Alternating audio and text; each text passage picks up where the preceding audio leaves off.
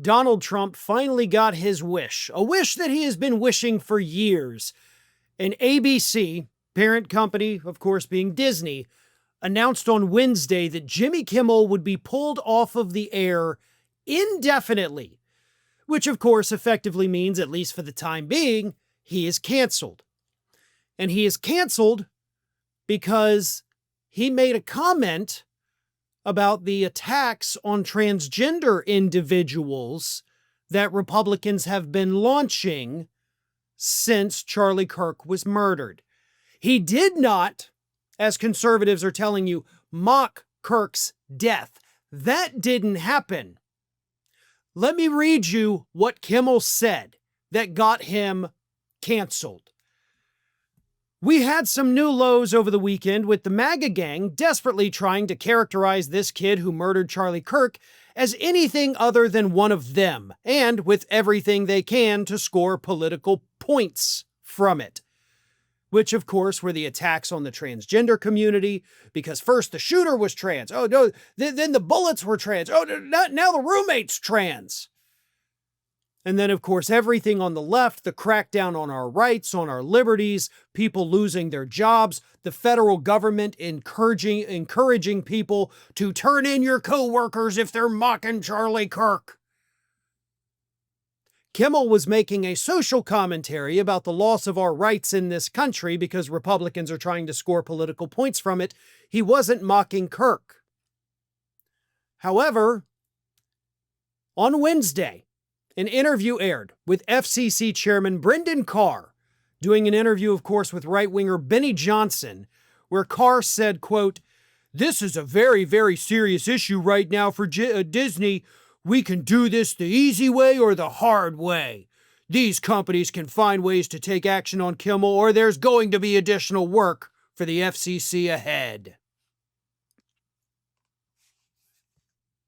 You threatened to pull their broadcast licensing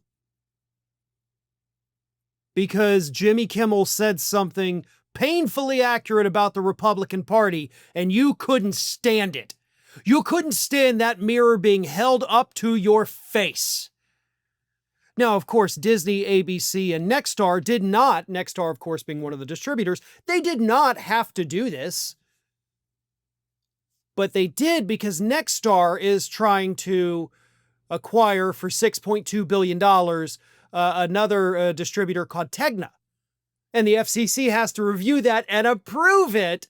So if they don't do everything the FCC tells them to do, they're not going to get approval for their merger. So of course, yeah, you want us to fire Kimmel? Aye, aye, Captain, we'll do whatever you say so that we can further consolidate the media and get rid of any dissenting voices. Just like Paramount did with Stephen Colbert. This is such a dangerous time in America.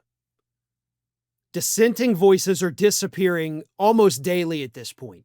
Kimmel was a powerful voice. Regular viewers of Fair and Balanced here know that I talked about Kimmel all the time. I talked about the importance of it too. The importance of these comedians, these late night talk show hosts giving people political news and commentary who are not necessarily tuning in for that. They learn something even if they didn't want to learn it. That's the power of this. That's why it's so important. And those important voices are now disappearing because Trump wants them gone.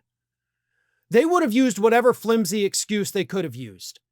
And of course, they're trying to mischaracterize what Kimmel said. In fact, let me tell you this. I woke up this morning going through my usual apps, and I see a post from Jim Gaffigan, who I follow. I love Jim Gaffigan. He's hilarious. And of course, he is famously very not political, especially in his social media, not in his stand-up act. I know he played Tim Waltz on Saturday Night Live, but that's an actor. But Gaffigan had posted, and it was the first post that showed up when I clicked on Instagram. Simple post of text that said, read what he said, not what others tell you he said. And that was it. And that was so powerful. Just that little message from Jim Gaffigan. And it's so true. Because so many conservatives out there right now are celebrating, he mocked Charlie Kirk and now he got what's coming to him. No, he didn't. Read. Read something for once, for God's sakes. And I'll tell you what, while you're at it, how about you read the famous They Came poem by Martin Niemöller. First, they came for the communists, and I did not speak up because I was not a communist. Next, they came for the socialists, and I did not speak up because I am not a socialist. Then they came for the trade unionists, and I did not speak out because I am not a trade unionist. Next, they came for the Jews, and I did not speak out because I am not a Jew. And then they came for me, and there was nobody left to speak out for me.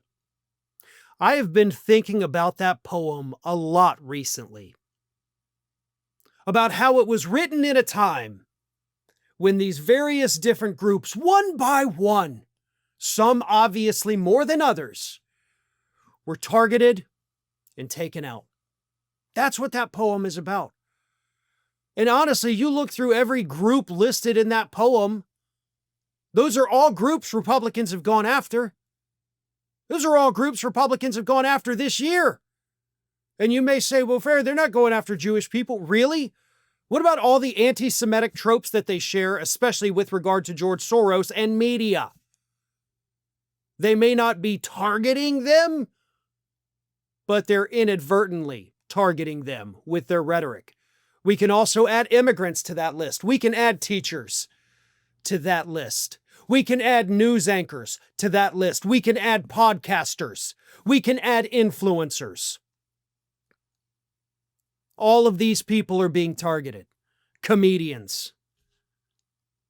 At some point, if you don't speak out, if you don't, whoever you are, whatever your political affiliation may be, if you don't start speaking out, then when they come for you, and they will, there won't be anybody left to speak out for you. Did you know that you might be missing out on wonderful content from me? I mean, you're here already because clearly you like what you see. So if you're not already, please do subscribe to the channel. Make sure you like the video, share them with your friends and family, but also follow me across the rest of the social media world. And it's not that hard to do. Whether it's X or Twitter, whatever you want to call it, Facebook, Instagram, TikTok, Threads, on every one of those platforms, you can find me at the username @FarronBalanced. Simple enough, right? So get on it. And if you don't feel like going to each one of those outlets individually, lucky for you, we have links in the description of this video to take you right to my pages across all of social media. So don't miss a minute.